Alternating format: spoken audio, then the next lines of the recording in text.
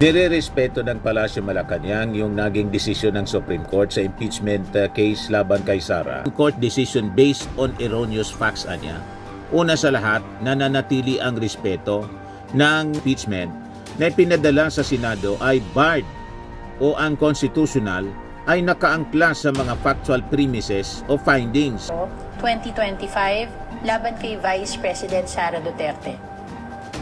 Ang Kamara matapos ang masusing ay maghahain ng motion for reconsideration dahil ang desisyon na nagsasabing ang articles of impeachment.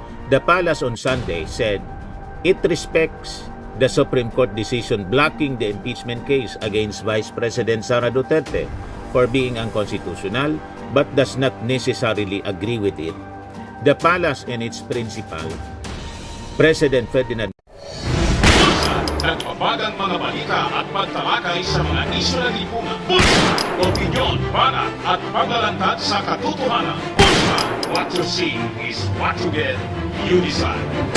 Nagpalabas ngayon mga kababayan ng reaksyon yung spokesperson ng Kongreso sa naging desisyon ng Supreme Court mga kababayan. Ang sabi ni Attorney Princess Abante, ang naging desisyon ng Korte Suprema ay base sa erroneous facts. Ako pala si Dante Maravillas mga kababayan, Bicolano vlogger, broadcast journalist from Albay. Nakalimutan ko.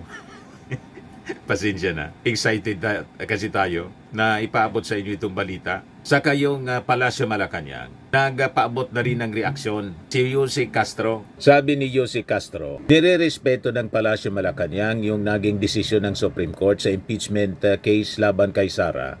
Pero hindi nangangahulugan na sang-ayon ang Palasyo Malacanang with the Supreme Court ruling on BP Sara impeachment case. Malinaw na sa inyo po, mga kababayan. Unahin ko muna itong statement ni Attorney Princess Abante sa posisyon mga kababayan ng Kongreso. Galing mismo ito sa kanyang Facebook page. Sabi dito, setting the record straight, Supreme Court decision based on erroneous facts anya. Una sa lahat, nananatili ang respeto ng Kamara sa ating Korte Suprema. Subalit kami ay lubos na nababahala matapos naming matanggap at mabasa ang desisyon. So natanggap na pala ang desisyon ng Korte Suprema kung saan pinawalang bisa ang impeachment complaint na isinampa noong Pebrero 5, 2025 laban kay Vice President Sara Duterte. Ang Kamara, matapos ang masusing pag-aaral, ay mag-aain ng motion for reconsideration dahil ang desisyon na nagsasabing articles of impeachment na ipinadala sa Senado ay barred o unconstitutional ay nakaangkla sa mga factual premises o findings na mali o salungat sa opisyal na records ng Kamara.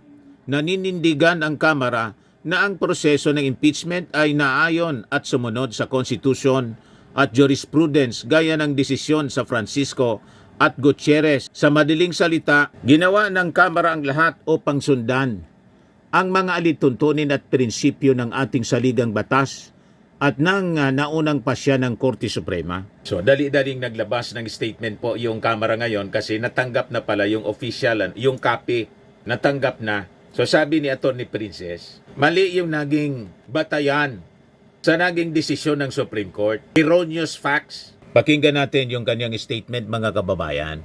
Una sa lahat, nananatili ang respeto ng Kamara sa ating Korte Suprema.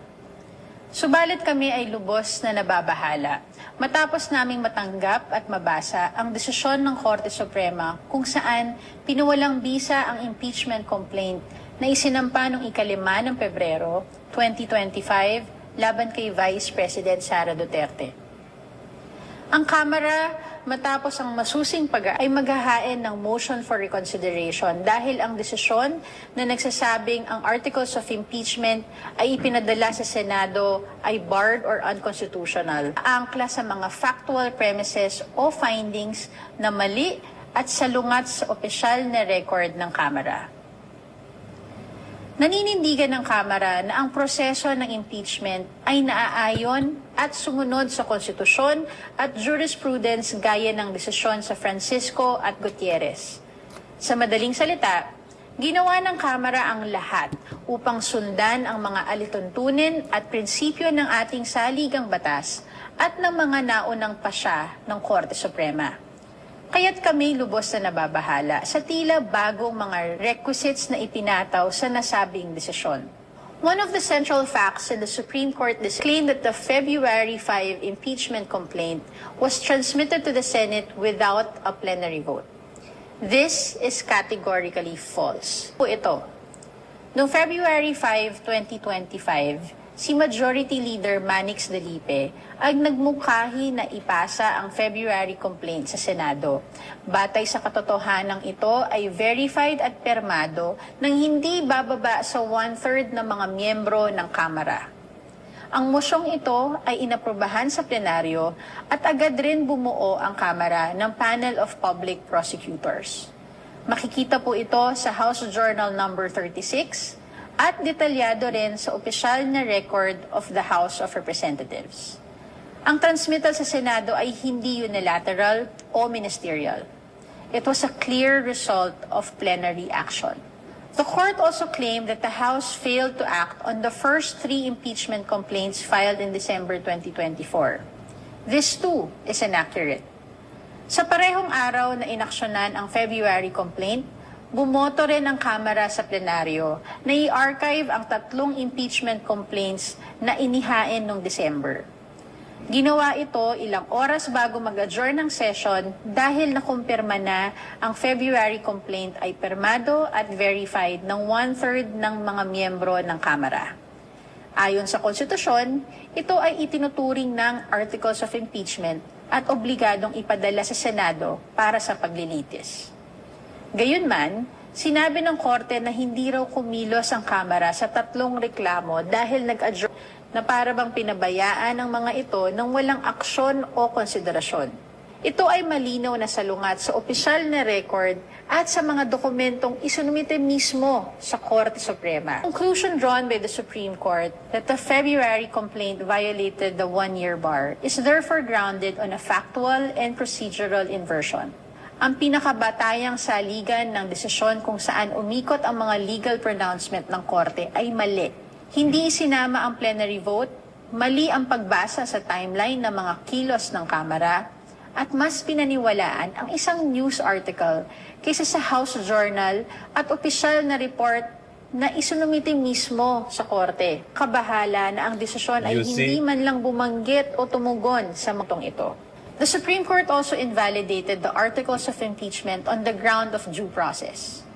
Ayon sa Korte, kahit ang reklamong permado na at verified ng 1/3 ng mga miyembro ay kailangan pa rin basahin ng bawat pumirma at pagkatapos ay i-refer muli sa plenaryo upang pagbotohan. Dapat din daw ay nabigyan ng kopya at pagkakataon ng respondent na sagutin ang reklamo bago ito maisumite sa Senado. Ngunit wala pong ganitong rekisito sa ating konstitusyon o sa mga rules ng Kamara. Sa madaling salita, nagbigay ang Korte ng panibagong patakaran na wala naman sa umiiral na batas. Pinawalang bisa nila ang Articles of Impeachment base sa mga bagong pamantayan ng due process para sa respondent. Meron po tayong tinatawag na Doctrine of Operative Facts. Ibig sabihin, kung sinunod ang batas na umiiral sa panahon ng pagkilos, maituturing na legal or valid ang pagkilos. Ang Kamara ay pinarusahan dahil sinunod namin ang Francisco at Gutierrez rulings, mga pasya na galing din sa Korte Suprema. It should also be said, kung due process at opportunity to be heard ang usapan, ilang beses nang naimbitahan si Vice President Sara Duterte sa mga pagdinig ng committee upang siya ay mabigyan ng pagkakataon ipaliwanag ang kanyang panig. Ngunit nanatili siyang tikom ang bibig. Correct. The House has also reviewed the now very stringent requirements imposed by the court before an impeachment complaint can move forward. These are requirements that essentially amend the Constitution and represent an unacceptable intrusion into the exclusive powers of the House of Representatives. It is for these reasons that the House will be filing a motion for reconsideration. We remain hopeful that once the facts are corrected, the court will arrive at a different and more just conclusion. Muli, Ang impeachment complaint laban kay Vice President Sara Duterte ay dumaan sa wastong proseso. Inuprubahan ito ng Kamara sa plenaryo, ipinadala ito sa Senado na may buong otoridad ng institusyong may pananagutan sa saligang batas. To disregard these facts is not only a disservice to the truth, it is a disservice to the Constitution itself.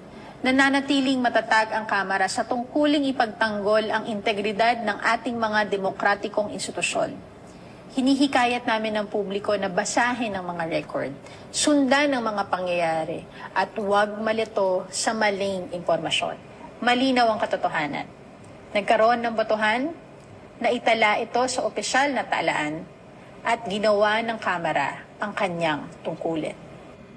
So official na in-announce mga kababayan matapos na mabasa yung official copy na send sa Kamara, yung desisyon ng Supreme Court declaring the impeachment case unconstitutional. So magpa-file sila ng motion for reconsideration. So yan ang aabangan po natin. Ngayon, doon tayo sa posisyon ng Malacanang. Sabi ng Palasyo, we respect the Supreme Court but don't always agree with them. So sabi dito sa report ng DCMM, the Palace on Sunday said it respects the Supreme Court decision blocking the impeachment case against Vice President Sara Duterte for being unconstitutional but does not necessarily agree with it. The Palace and its principal, President Ferdinand Marcos Jr. has generally taken a hands-off position on impeachment, saying it is a matter for the legislative branch. Sabi po ni Yossi Castro sa interview ng DCMM, Teleradyo, siyempre alam naman natin kung sino ang final arbiter kundi ang Supreme Court. Iba kasi yung nirerespeto mo ang desisyon ng Supreme Court. Iba naman yung pinaniniwalaan mo ba kung tama ba yung desisyon ng Supreme Court. Magkaiba yun, di ba? Sabi po ni Yossi Castro. So may pagkakataon na masabi natin na oy, mukhang mali ang Supreme Court dito dahil mukhang hindi nasunod yung mga dating jurisprudence. Pero kapag nagsalita ang Supreme Court, wala tayong magagawa kundi irespeto ito. So ang ibig sabihin, hindi como nirespeto, agree. Tulad ng unang sinabi din ng Congress, nirerespeto natin. Pero gagawa kami ng aksyon. Re-review namin yung naging desisyon at pag nakita namin may diferensya, nakita nga po may diferensya, so magpa-file sila ng motion for reconsideration. Yun mga kababayan. Ito naman po, Firmax Firming and Lifting Cream, pinapahid po sa mga pulses in affected area. Mainam po sa paninigas ng mga kaso-kasuan. Ito naman po, Automax Radiant Serum. Sa mukha naman yung application, anti-aging po siya. You will look 10 years younger than your age. Sa mga cancer patients naman po, baka lang gusto ninyo itong itry. Neng siya Red Mix Fruit Drink. Hindi mo po siya gamot, food supplement siya. Kaya lang, gawa siya mga kababayan sa goji berry. Yung goji berry, may anti-cancer properties. O ngayon, yung mga inquiries ninyo, dumiritso na lang kayo sa aming messenger sa Facebook para masagot namin agad. Ayos pa? Ayos na ayos niya, Mr. Maravilla. But anyway, ito po pala yung aming bagong product na binibenta online. I am worldwide amazing pure organic barley powdered drink mix from Australia. Negosyo to ng aking anak na architect entrepreneur Riz Maravillas. Ayan po. Kontakin na lang po ninyo siya, Riz Maravillas on Facebook. Ang mga health benefits niya, boost immunity, improves digestion, enhance energy levels, packed with antioxidants, prevent cancer. Sa mga nagana po ng malinis and spacious fitness gym, pumunta lang po kayo sa aming Colossal Fitness Gym. May Grab car rental din po kami. Ito naman po yung bago naming product na binibenta online.